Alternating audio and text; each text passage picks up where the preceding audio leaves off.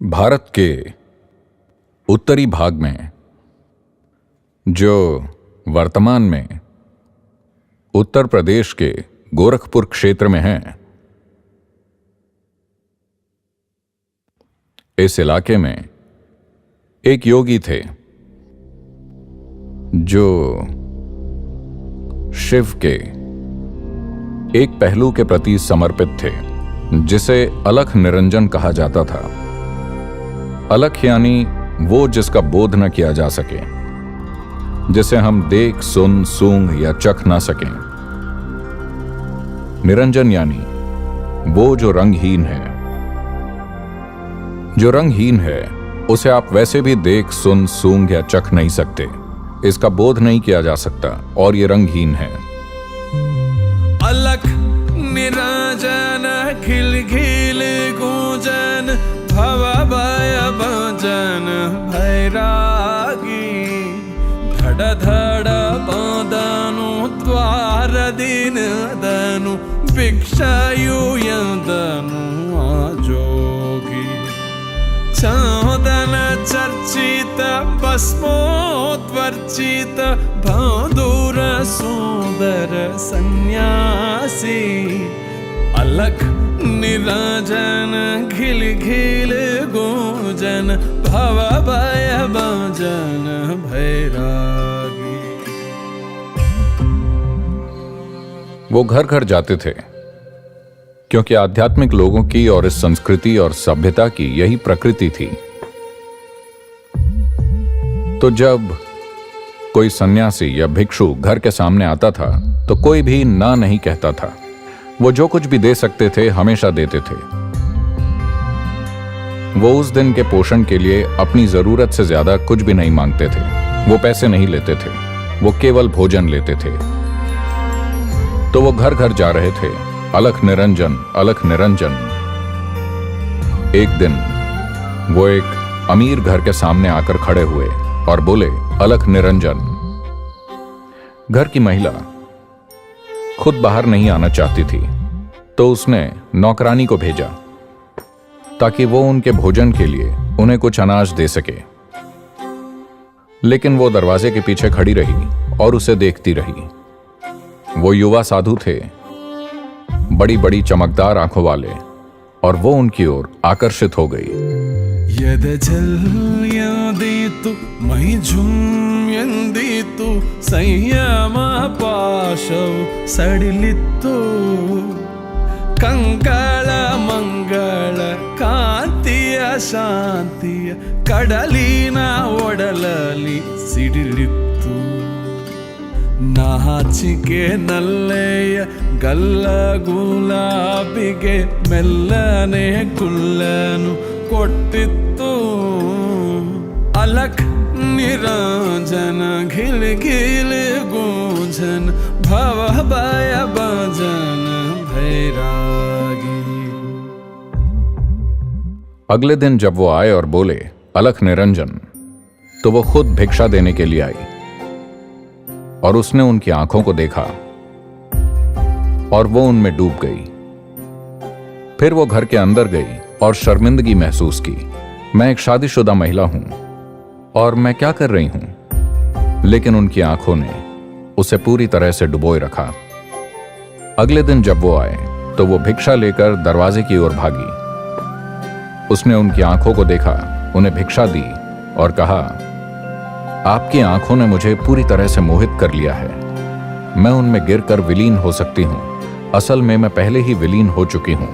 उसने कहा, अलख निरंजन, अलख निरंजन, और चले गए।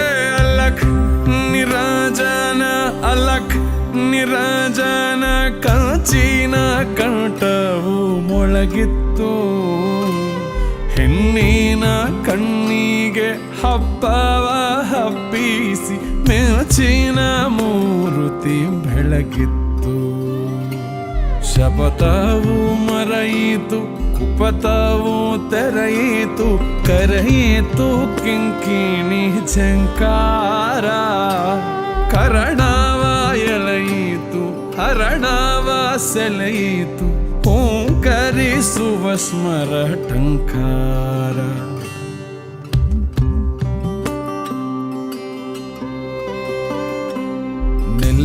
ನೆಲದ ಮೇಲುದ ಮೆಲ್ಲನೆ ತೀಡುತ್ತ ಸರಿದಳು ಪ್ರಣಯದ ರಂಗೇರಿ. ನಿಲ್ಲೆಲೆ ಜೋಗಿಯೇ ನಿನ್ನಯ ಕಣ್ಣಲ್ಲಿ ಎಂತಹ ಕಾಂತಿಯು ಕುಣಿಯುತ್ತಿದೆ. ನಿಲ್ಲೆಲೆ ಜೋಗಿಯೇ ನಿನ್ನಯ ಕಣ್ಣಲ್ಲಿ ಎಂತಹ ಕಾಂತಿಯು ಕುಣಿಯುತ್ತಿದೆ. ತೇಜ ಪೂಜದ ಕಾಂತಿ ವಿಲಾಸಕ್ಕೆ ರವಿ ಶಶಿ ನೈದಿಲೆ ಮಣಿಯುತ್ತಿವೆ. अगले दिन वो फिर आए. उन्होंने कहा, अलख निरंजन. वो दरवाजे पर आई तो उनके पास एक प्लेट थी और उन्होंने कहा, कल आपने कहा था आपको मेरी आंखों से प्रेम है, मैं उन्हें ले आया हूं. उन्होंने अपनी आंखें निकाल ली थीं.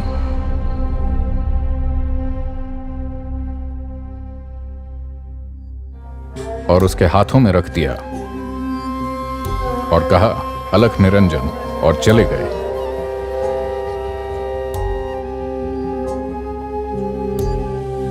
वो अंधे होने को तैयार हैं ताकि उसकी आंतरिक आंखें खुल जाएं.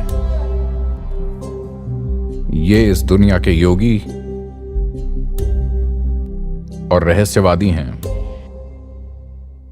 अलख निरंजन अलख निरंजन मरुदीन बंदनु आजोगी. ಉಕ್ಕಿನ ಬಾಗಿಲು ಗಕ್ಕನೆ ತೆರೆಯಿತು, ಮೂತೆರೆ ಸೆರೆಯಿತು ಮರೆಯಲ್ಲಿ. ತಾಯಿಯೇ ತೆಗೆದುಕೋ ಎನ್ನುತ್ತ ಜೋಗಿಯು ನೀರೆಗೆ ತಾಳಿಯ ಕೊಟ್ಟಿದ್ದ. ತಾಳಿಯ ತಳಧಳ್ಳಿ ತಳತಳ ಹೊಳೆಯುವ ಕಣ್ಣುಗಳೆರಡನ್ನು ಇಟ್ಟಿದ್ದ. ತಾಯಿಯ ನಿನ್ನಯ ದಿನ ನೀನೆನ್ನಯ ಕಣ್ಣಿನ ಬಣ್ಣನೆ ಮಾಡಿದ್ದೆ. ಕರತಿಯ ಗೋರಿಯ ಕಟ್ಟಿದ ತೊಗಳಿನ ಆ ಕಣ್ಕಿತ್ತಿದೋ ತಂದಿಹೆನು. ಅಲಕ್ ನಿರಾಜನ ಅಲಕ್ ನಿರಾಜನ ನಡೆದನು ನಿರ್ವ್ಯಥೆ ಆ ಜೋಗಿ. ಹೊಗಳಿನ ಕಣ್ಬಲಿ ಇಂದಲಿ ಜ್ಞಾನದ ಒಳಗಂತರಯಿಸಿ ಕುರುಡಾಗಿ. ತಾಯಿಯ ನಿನ್ನಯ ದಿನ ನೀನೆನ್ನಯ ಕಣ್ಣಿನ ಬಣ್ಣನೆ ಮಾಡಿದ್ದೆ.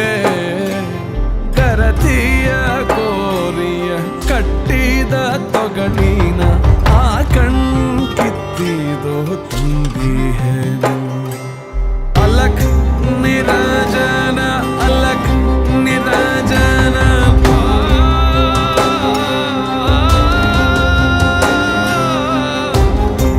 मैं चाहता हूं कि आप समझें कि हम इस तरह के लोग हैं जो छोटी छोटी चीजों के लिए अपना जीवन दे डालते हैं.